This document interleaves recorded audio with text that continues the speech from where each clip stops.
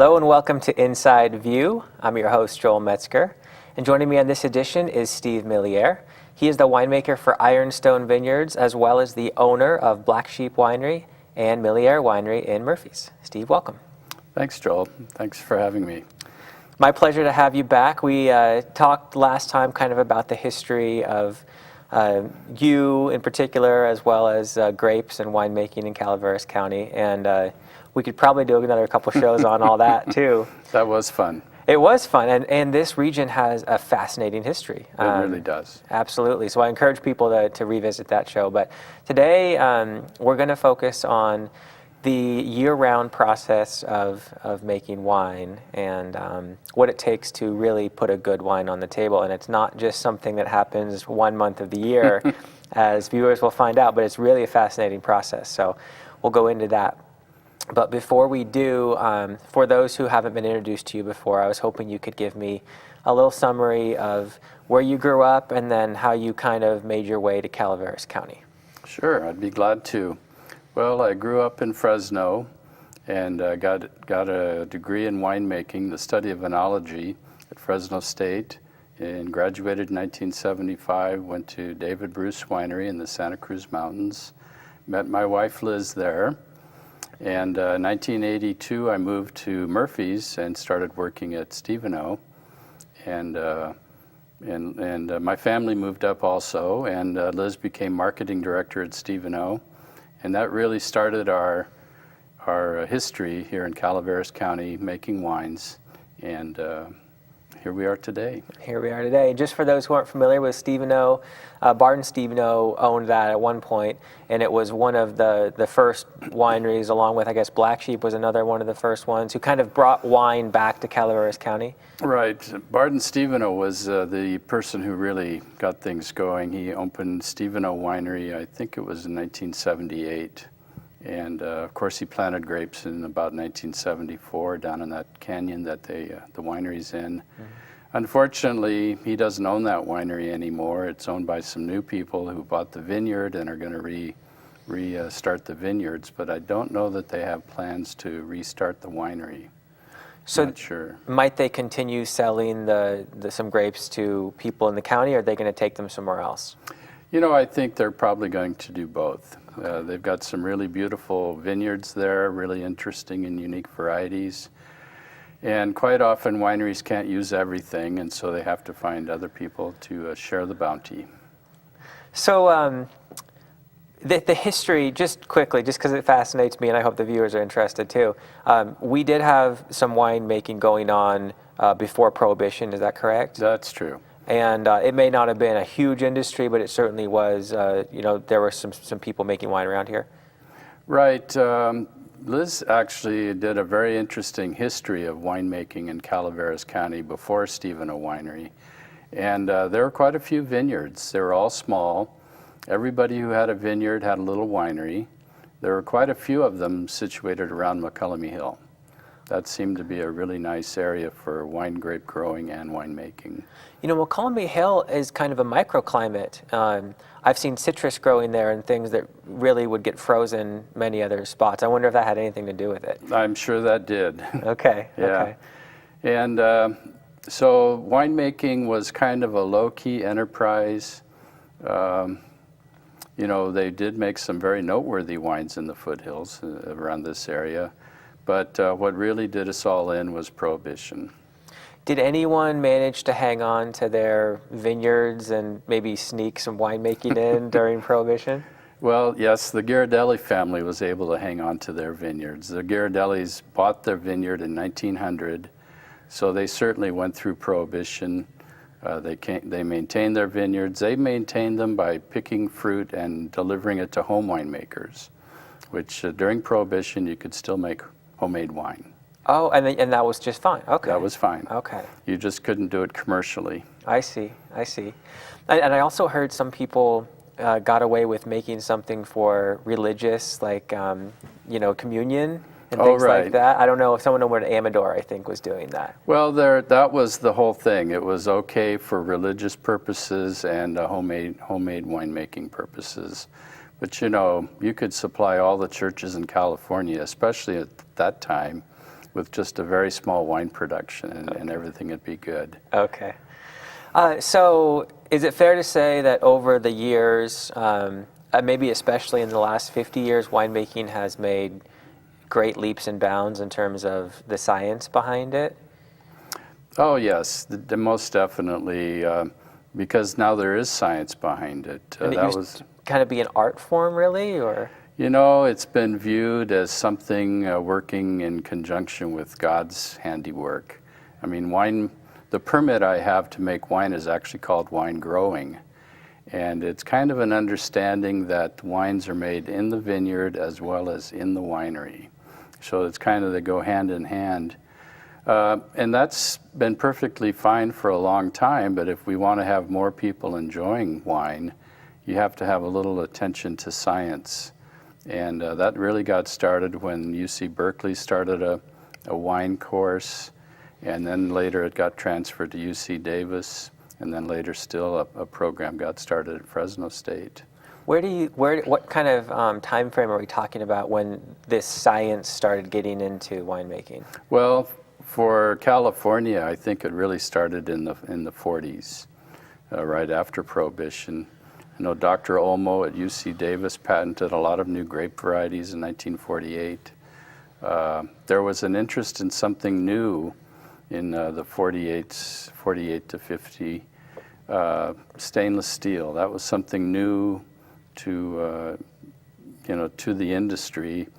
Before then, wines were made in concrete or redwood. Some small wineries still made wine in barrels, but usually it's concrete and redwood. But with the advent of stainless steel, that meant you could actually start to have some control on the fermentation process. And with stainless steel, they could put jackets on the tanks and maintain temperatures. And that really got started in California, I'd say in the 50s, but really started to make its way in the early 70s. When I went to college, winemaking was this great new field, and just getting started, and a lot of interest and activity in winemaking. And really, I graduated right when the first wave of California wines hit the market. Now, you mentioned redwood tanks and concrete. Now, when did oak come into the picture, or was that something that we used here back then? Well, there were a few small wineries that used oak barrels in their production. They were emulating what went on in France. Mm-hmm. But by and large, most of the wineries were large concerns. Many of them were cooperatives, and there wasn't the emphasis on premium wines that we have today. It was mainly on wines that were what we'd call jug wines, things that you could go bring your jug to the winery and fill it up there for not very much money. Or maybe you could buy a jug. I mean, everybody of my generation remembers the Red Mountain, the jug of Red Mountain that you kept under the sink for when you were entertaining. And so that was a different kind of winemaking, and it wasn't until the 70s when this understanding of making premium wines really took a hold of the whole industry, both grapes and wineries, to become the wine industry we have today. Where would you say that kind of began? What region of the state? Well, I would like to say it started in Napa and a little bit in Sonoma. There are certainly good examples of that. I would say Hansel Winery in the Sonoma region. Stony Hill was a good example of an early pioneer. David Bruce was actually a pioneer. Martin Ray up in Saratoga was a pioneer. There were a lot of pioneers that were just getting started making super premium wines. Where did they get their training? Did they go to Europe at all to check out what was going on over there? That's where the education was, is they'd go study winemaking in Europe and come back home and try and emulate what they were doing there. They might not have known why they were doing it, but they knew it was working over there, so they did it here.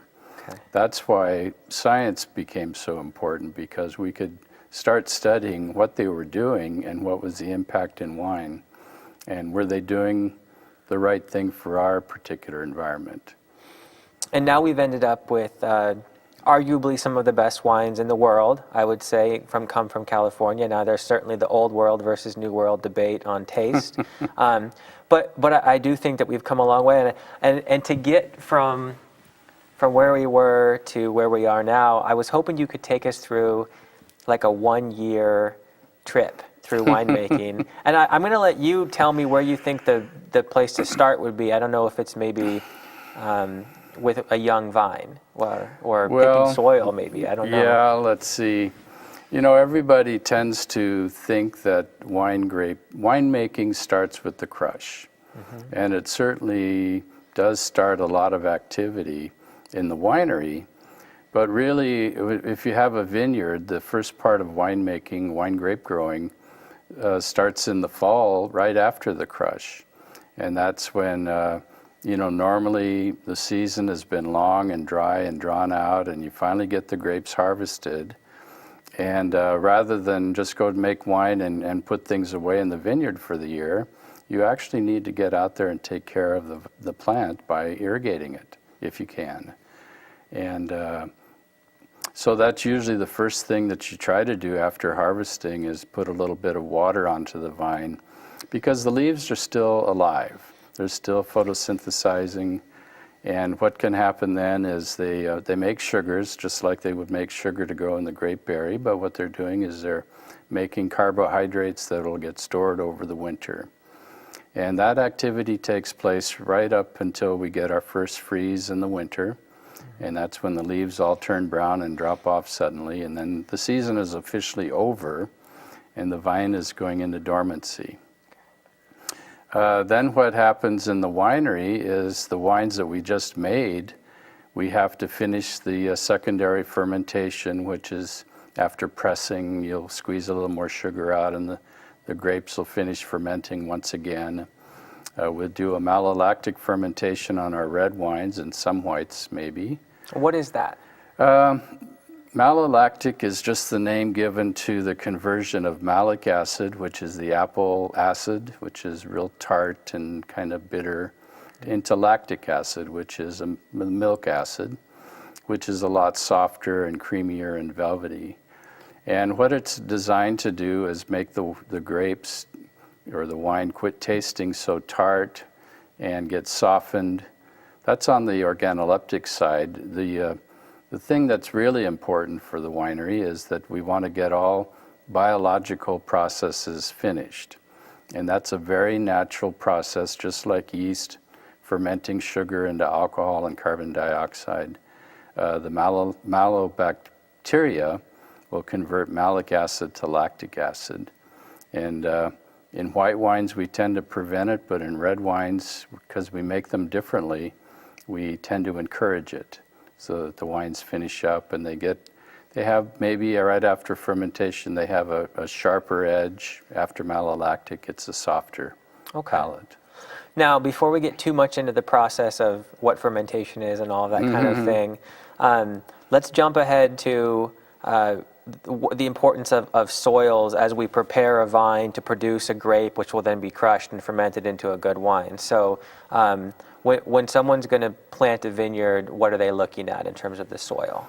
Well, the thing is we're looking for soils and we're looking at the whole soil profile, because we want to have a certain amount of topsoil that the roots are going to grow and expand and be quite vigorous in, and then we're looking for some looser soil underneath that, maybe some rocks and pebbles and gravels that the roots can actually extend down into.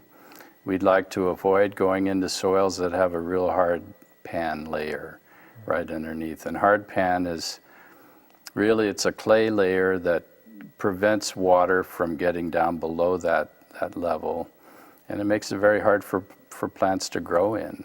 And so that's why when you see vineyards being planted today, they get in with rippers to try and break up the stratas of the soil to give the vines a really good uniform place to grow in. So a ripper is like that big D12 or D10 that just reaches as far down as it can and breaks everything up. Breaks everything up, turns it over, and the idea is just to provide passages for water and air to get to the lower reaches in the soil. And if there are any deficiencies in terms of what's in that soil, those can be added by the surface, or how do you do that? Well, there's the deficiencies are really the nutrients, mainly nitrogen, that the plant would need. And that gets added a variety of different ways. I mean, you can add fertilizer, you can add urea, that's all nitrogen sources. You can grow cover crops, and sometimes you'll see new vineyard sites that'll grow a cover crop for their first couple of years. And then that gets harvested or just gets plowed back into the ground, trying to build organic matter and get some nitrogen into the soil. I see mustard growing in a lot of vineyards, like the yellow blooming plant. Is there anything particular about that that does a good thing for the vineyard? Well, it's a good plant because it fixes a lot of nitrogen, and that's what the growers who are using that are trying to get a good nitrogen source into the vines so that they don't have to add fertilizers. Okay. So it's not just for aesthetics. It's actually doing something good. It's actually doing a job, but it also looks very pretty. It does. Okay, so we have good soil. The vines have been planted. How many years until we might see some good production off of a vine? You know, when I was in school, the common idea was 5 years. And the idea was you would work on growing the root system 1 year, and then a trunk the second year, and then the trellis area we'd work on for the third year. And then finally you'd let the vine start to extend itself and start taking fruit on maybe the fourth year if it was very vigorous, but usually the fifth year. And the reason being is you wanted to really get a really strong plant established. Now today it's a little bit differently. There's a lot of financing that goes into putting in a vineyard, and there's a lot of pressure to have return on financing of that vineyard. And so I've seen vines start to have a crop, maybe after the second year after planting. Wow. But that's dangerous, because what happens when you push a vine to start producing a crop, and maybe too much crop early, is it really stunts the vine. And it never quite gets to be a nice, strong, healthy plant.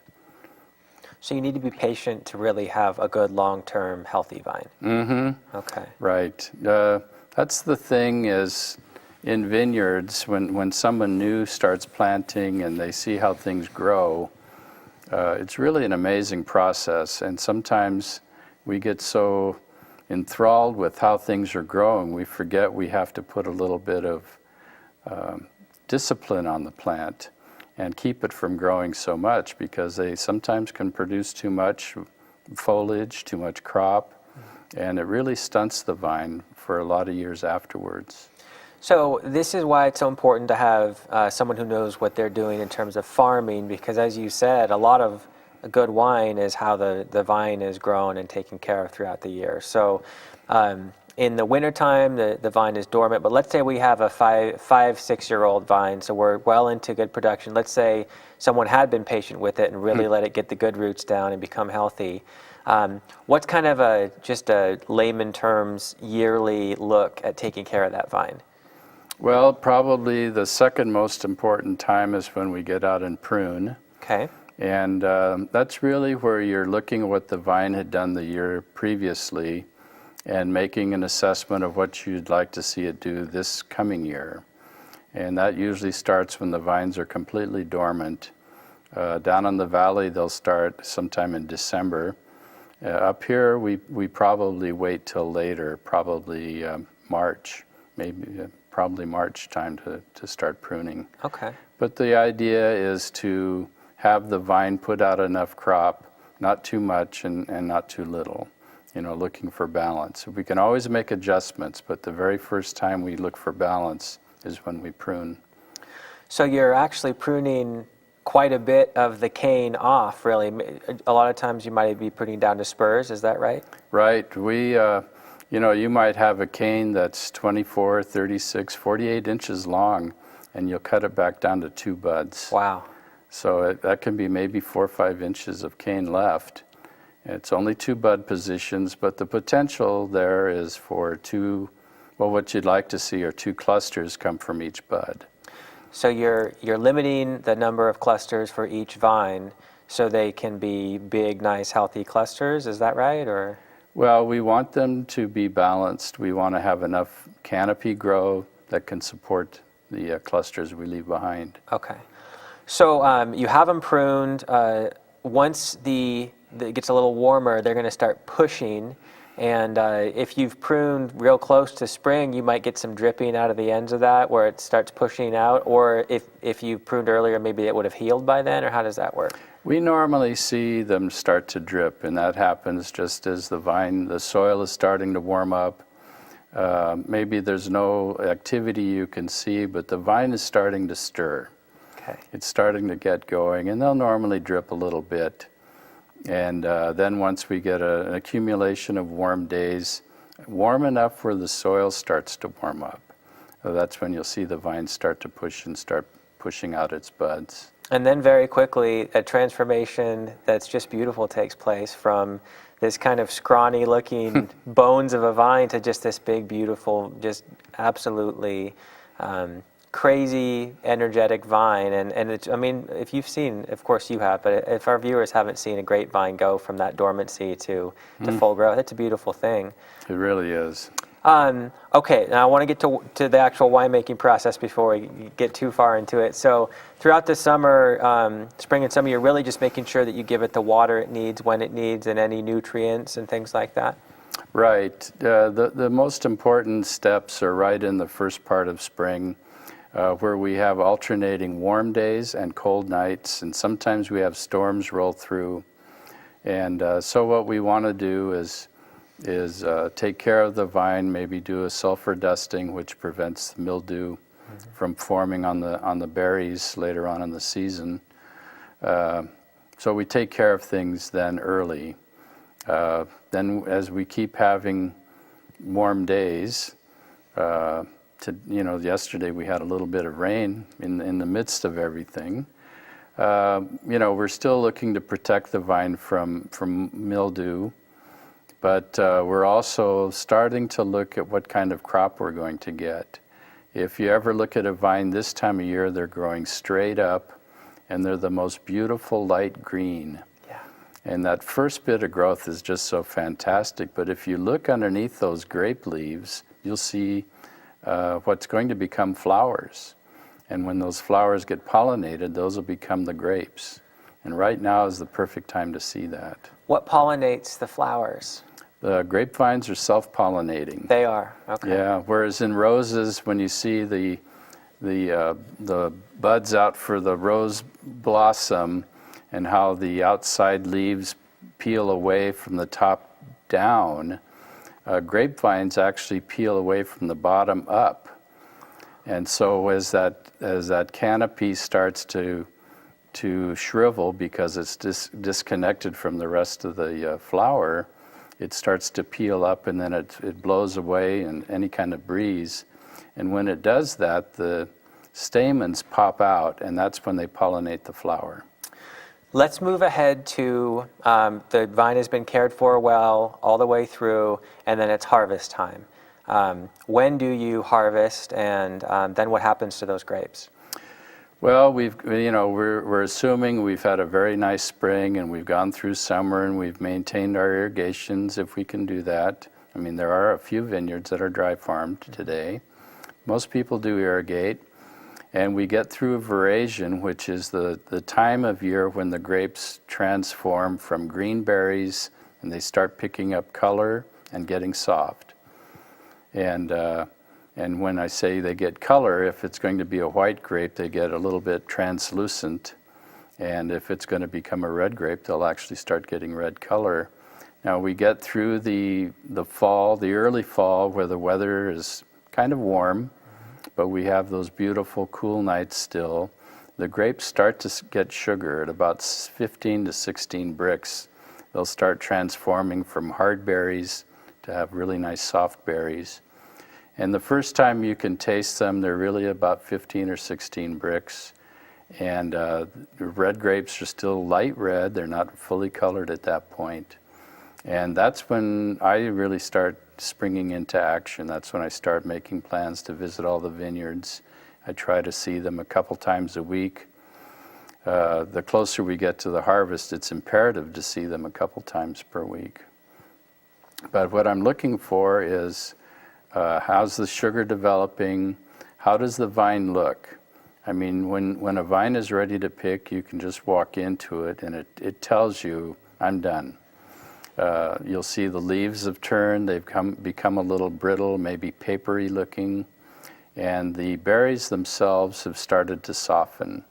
And when they do that softening, that's the signal that, hey, we're going to be picking these pretty quick.